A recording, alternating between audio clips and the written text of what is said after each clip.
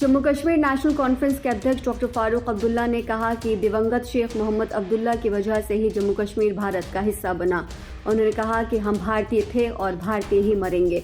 ये सारी बातें उन्होंने बलवाल जम्मू में पत्रकारों से बातचीत करते हुए कही। उन्होंने कहा कि जम्मू कश्मीर के लोग इस वक्त कई कठिनाइयों का सामना कर रहे हैं। उनके मुताबिक वहाँ के पढ़े लिखे युवा दर दर की ठोकरें खाने को मजबूर हैं। फारूक अब्दुल्ला ने आगे कहा कि बीजेपी भगवान राम के बारे में बात करती है, लेकिन मैं ये स्पष्ट करना चाहता हूँ कि राम सभी के हैं, मुसलमानों और अन्य धर्मों के अनुयायियों सहित। उन्होंने ये भी कहा कि दिवंगत शेख मोहम्मद अब्दुल्ला के कारण ही जम्मू कश्मीर बना, भारत का एक हिस्सा और इतिहास इसका गवाह है। नेशनल कॉन्फ्रेंस के अध्यक्ष ने पत्रकारों द्वारा पूछे गए सवालों का जवाब देते हुए कहा कि उनके मुताबिक भारत तभी विकसित होगा जब सभी लोग अलग अलग विचारधारा के होंगे और धर्मों को साथ लेकर चलेंगे। डॉक्टर फारूक अब्दुल्ला ने कहा, आज जो लोग यहाँ शांति, व्यवस्था और निर्माण विकास का दावा कर रहे हैं, वो महज बातों से लोगों को गुमराह करने की कोशिश कर रहे हैं। नेशनल कॉन्फ्रेंस ने जम्मू कश्मीर के विकास और लोगों के लिए जितना कल्याणकारी कार्य किया है, उसे दोहराया नहीं जा सकता है। फारूक अब्दुल्ला ने यह भी कहा कि जम्मू कश्मीर में मुफ्त शिक्षा जैसी सुविधाएं मिली।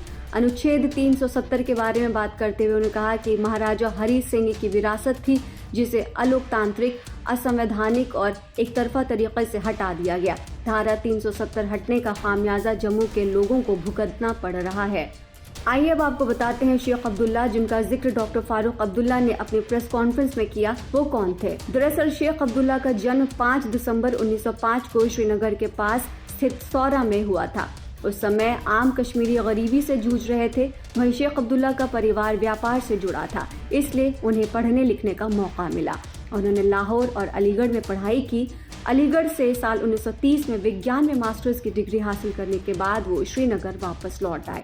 शेख अब्दुल्ला ने पढ़ी लिखी आवाम को इकट्ठा करना शुरू किया, उनके अंदर राजनीतिक और सामाजिक चेतना जगाने की बात की।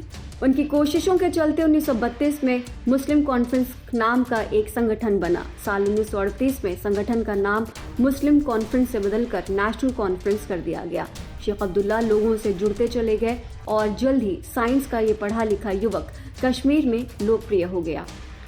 लेकिन कश्मीर के महाराजा के साथ उनके संबंध कभी अच्छे नहीं रहे। साल 1946 में शेख अब्दुल्ला ने जम्मू कश्मीर में महाराजा हरि सिंह के खिलाफ कश्मीर छोड़ो आंदोलन चलाया। तब महाराजा ने उन्हें जेल भेज दिया था। बाद में जवाहरलाल नेहरू की कोशिशों से शेख अब्दुल्ला जेल से रिहा हो गए। जब जम्मू कश्मीर का भारत में विलय हुआ, तब साल 1948 में वो तत्कालीन जम्मू कश्मीर के प्रधानमंत्री बना दिए गए। आपको बता दें कि तब कश्मीर के मुख्यमंत्री की जगह प्रधानमंत्री शब्द का इस्तेमाल किया जाता था। वो कश्मीरियों के चहेते चेहरे बन गए। 5 साल बाद उनकी सरकार को बहुमत नहीं होने के चलते गिरा दिया गया। अब्दुल्ला ने सदन में बहुमत साबित करने के लिए गुहार लगाई, उन्हें इसका मौका नहीं दिया गया। शेख अब्दुल्ला की कैबिनेट का हिस्सा रहे बख्शी गुलाम मोहम्मद को कश्मीर का प्रधानमंत्री नियुक्त कर दिया गया। कुछ दिनों बाद शेख अब्दुल्ला को कश्मीर साजिश के आरोप में लगभग 11 सालों के लिए जेल भेज दिया गया।